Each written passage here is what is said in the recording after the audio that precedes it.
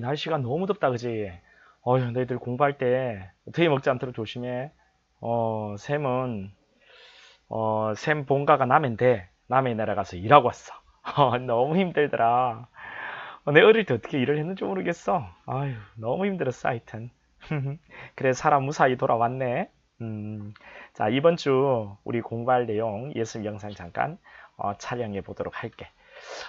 그런데 우리 최 실장님이 우리 웹캠을 이제 구입해가지고 했는데 이게 작동이 안 되는 거야. 작동이 안 돼가지고 오늘은 그 노트북에 있는 이 카메라로 지금 촬영할 수밖에 없는데 약간 화질이라든가 이런 부분들이 조금 이상한 듯 보여. 우리 최 실장님의 도움을 받아가지고 다음에 다시 제대로 우리 영상을 찍어보도록 할게. 음, 최 실장님이 지금 바쁜가 봐. 내가 이제 도움을 요청했는데 아직 답이 없어. 그러면 일단은 이번 주에 할 내용 한번 볼 건데 우리 항상 모토가 선택과 집중이라는 거 너희들 꼭 잊지 말고 열심히 해보자.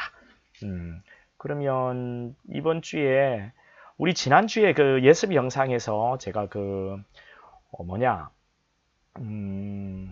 관할까지 우리 법원까지 우리가 다 예습 영상에서 했었는데 법원은 진도가 다 나가지 못했다 그지? 그래서 일단 이번 주 예습 영상은 법원도 같이 넣어줄게. 그것도 다시 한번 더 보고 이번 주에 공부할 내용들 한번 해보도록 할게요. 자 그러면 페이지는 일단은 63페이지인 것 같아. 자 여기 자 일단은 관할을 먼저 공부할 건데 관할은 예습 영상은 우리 이 앞주에 제가 촬영해서 올렸으니까 그거 링크를 걸어줄 거야. 내가 걸어놨으니까 이 영상을 볼 때는 여러분들이 이미 봤겠다 그지? 자 그러면 들어가 보자. 여기 이제 피고인 특정인데 이제 소송의 3주체가 뭐라고 했어? 소송의 3주체가 심판의 주체인 법원이 있고 그다음 공격의 주체인 검사가 있고 방어의 주체인 피고인이 있다 했지. 근데 이제 법원은 되게 중요하고 그래 예습 영상을 금방 여러분 봤을 거예요. 법원은 봤을 거고 검사는 우리 시험에서 그렇게 중요성이 없어요. 그래서 검사는 일단 뺄 거고 그다음 피고인하고 그다음 주체는 아니지만 이 피고인이라는 주체가 법을 잘 모르니까 도와주는 법률 전문가인 변호인에 대해서 이번 주에 한번 중점적으로 살펴보는 거예요. 그러니까 법원을 보고 그다음 피고인 그리고 변호인을 중점적으로 살펴본다라고 생각을 하면 되는 거예요. 자, 말도 좀 놓을게. 그래야지 내가 좀 편하게 할 수 있을 것 같아요, 여러분들. 군데군데는.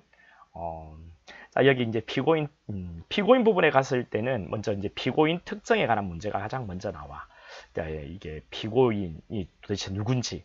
그 피고인이라는 사람이 누구냐면은 피고인은 공소가 제기된 사람을 피고인이라고 해요. 공소가 제기된 사람. 검사에 의해서 공소가 제기된 사람을 피고인. 그리고 또 뭐 적결 심판이라는 것은 서장이 청구하는 거잖아.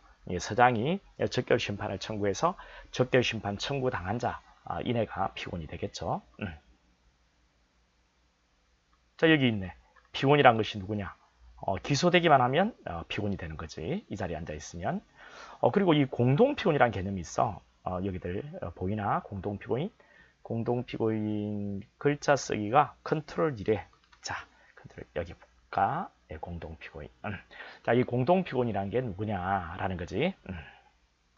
자, 이 공동피고인은 공범일 필요가 없어. 그리고 관련 사건일 필요도 없고 하나의 공장에 의해서 일괄기소, 다른 말로 병합기소될 필요 없고 이런 거 다 필요 없고 그냥 기소가 되어서 피고인 측에 이제 피고인과 함께 나란히 앉아 있으면 공동피고인이 되는 거야. 알겠죠? 자, 그럼 밑으로 내려와서 피고인 특정에 관한 문제를 이제 볼 건데 갑이 병에게 범죄를 범했다 했을 때 검사가 갑을 기소한다 생각해 보자. 그리고 공장에 갑을 적었다고 생각해 봐. 그리고 피고인 측에 갑이 나왔다 생각해 보자. 그러면 피고인은 누가 되냐면 갑이 되는 거 당연하지. 갑 이렇게 되어 있지. 갑이 피고인이 돼. 그런데 이제 피고인 특정의 문제는 어디에서 발생하냐면 바로 이런 그림이거든. 검사는 갑이라는 놈이 범죄를 범했다고 생각하고 갑을 기소한다고 생각을 해. 근데 공소장에다가 을을 적었다는 거야. 갑이 을의 성명을 도용을 했거든. 을의 신분증을 제시했단 말이지. 그래서 공장에 을로 기재가 되어 있는 거예요. 법정에는 갑이 남았죠. 그러면 피고인이 누가 되는가? 이런 문제가 생긴다는 거지. 이때 바로 피고인의 특정의 문제가 생기는 거야. 누가 피고인이 되냐면 여기 검사가 의도했던 갑 그리고 법정에 실제로 나온 갑이 즉 다른 사람의 이름을 도용한 자 자, 모용한 자인 갑이 피곤이 되고, 모용을 당한 사람, 피모용자라고 했다. 그지? 여기 피모용자, 모용을 당한 사람이 피곤이 되는 건 아니다라고 되어 있지. 그러면 자, 만약 이렇게 기소가 되었을 때, 자, 검사는 갑을 기소한다 생각을 했고, 근데 공장에 을을 적었다. 갑이 을의 신분증을 제시했고, 자, 그대로 을을 기재했다 생각해봐. 법정에는 갑이 나왔거든. 그런데 우리 지난주에 어떤 것을 공부했냐면, 공소되게 하는 방식에서 피고인을 특정해서 기재해야 된다고 했잖아. 근데 피고인이 지금 갑인데 지금 을로 기재가 돼 있잖아. 제대로 특정돼 있지 않지. 그러면 이것을 제대로 피고인을 특정하게 하는 방법이 뭔지, 이런 것들 우리가 공부를 할 거란 말이지. 우리 어떻게 제대로 이 잘못 기재된 을을 갑으로 바꾸느냐. 자, 이에 관한 어떤 내용들을 잠깐 살펴볼 건데, 바로 이런 내용 우리 강의 시간에 이야기를 할 거예요. 자, 그러면 우리 예습 영상이니까 간단하게, 자, 이렇게 검사가 갑이라는 자가 범죄가 있다 생각하고 공장에 갑을 적고 갑이 나오면 피고인은 갑으로 특정되는 건데, 이때는 특정의 문제도 생기지 않아. 당연히 이제 갑이 피고인이 되는 건데, 방금 이런 경우 검사는 갑이라는 자가 범죄가 있다 생각하고 갑을 기소했는, 그러니까 갑을 기소하려고 하는 건데, 갑이 을의 신분증을 제시하는 바람에 을로, 자, 을의 이름으로 공소장에 기재가 돼 있을 때, 그러면 도대체 피고인은 누가 되느냐, 이런 문제가 되는 거지.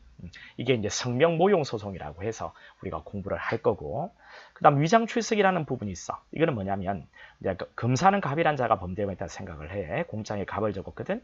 그런데 자, 을이 갑으로 위장을 해서 출석을 했다는 거야. 그럼 이때 도대체 피고인이 누가 되느냐? 이게 위장 출석에 관한 문제거든요. 자, 이때 피고인은 갑이 되는 거예요. 위장 출석한 을이 피고인이 되는 거 아니에요. 자, 이 퀴즈에서 물어볼 거야, 너희들.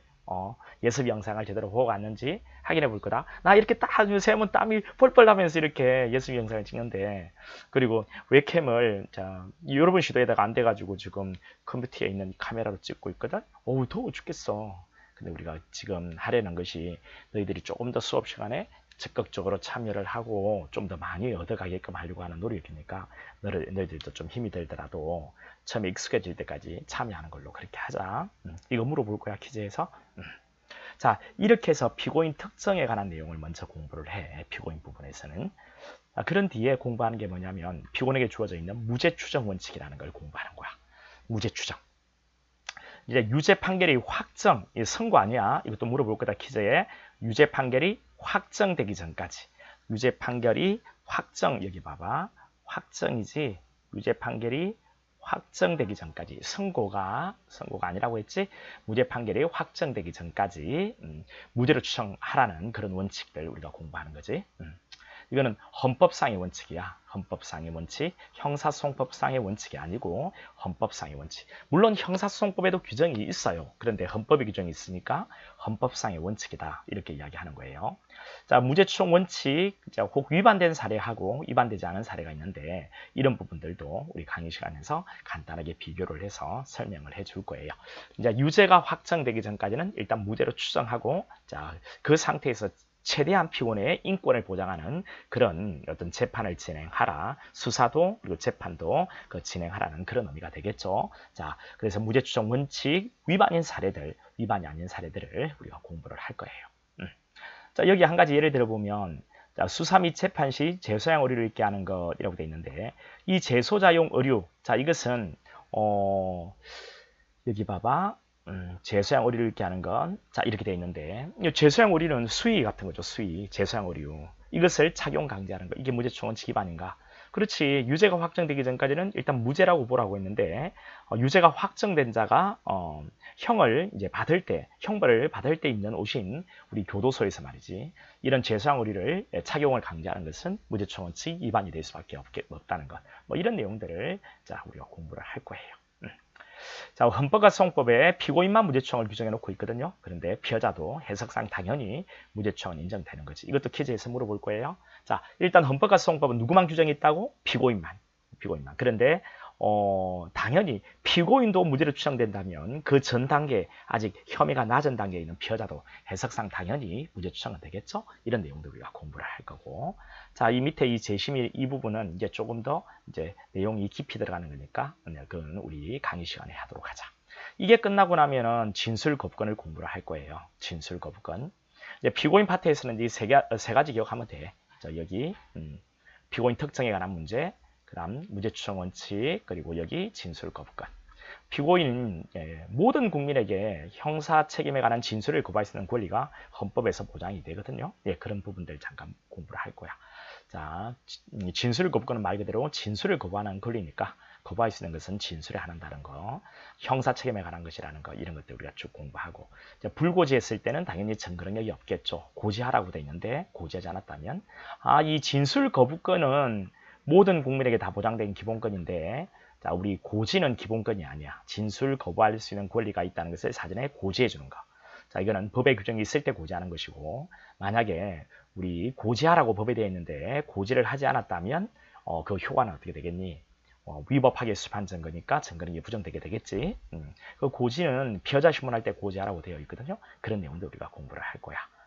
자, 이런 내용들은 우리 강의 시간에 하기로 하고, 진술 거부권을 행사했다 해서 뭐 형을 가중하는 어떤 그런 요소로 삼는 것은 원칙적으로 안 되겠지. 왜? 기본권, 헌법이 보장하는 권리인 기본권을 행사했다는 이유로 형을 가중하는 요소로 삼는다는 것은 실제로 진술 거부권이 행사하지 말라는 말밖에 안 되고, 그렇다면 결국 헌법이 보장하는 진술 거부권을 침해하게 되겠죠.